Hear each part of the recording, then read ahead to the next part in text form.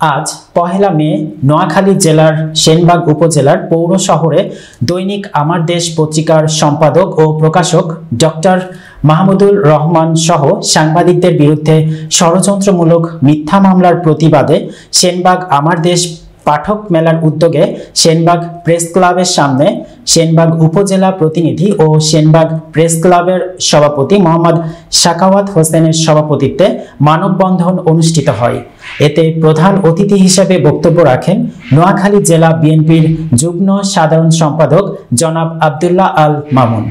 আরও বক্তব্য রাখেন সেনবাগ উপজেলা বিএনপির সাধারণ সম্পাদক মোহাম্মদ মুক্তার হোসেন পাটোয়ারি, শ্রমিক দল পৌর শাখার সভাপতি মোহাম্মদ মহিন উদ্দিন, মনিরুল ইসলাম ওরফে মনির মাস্টার, পৌর বিএনপির আহ্বায়ক আব্দুল হান্নান লিটন।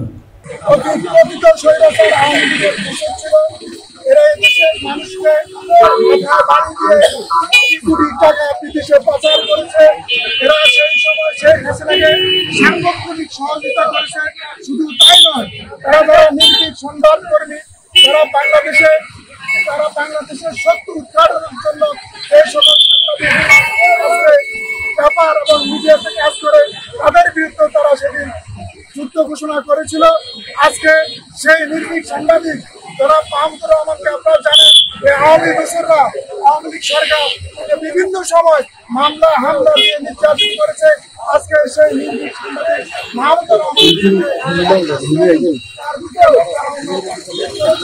আমরা প্রশাসনের কাছে এবং প্রধানের কাছে দাবি জানাবো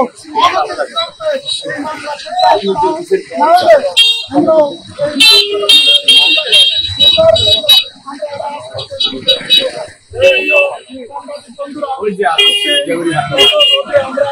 সংক্ষিপ্ত থেকে সরকারকে অনুরোধ জানাবো অনতিবিলম্বে এই মাহমুদুর রহমানের বিরুদ্ধে অবৈধ মামলা প্রত্যাহার করবে।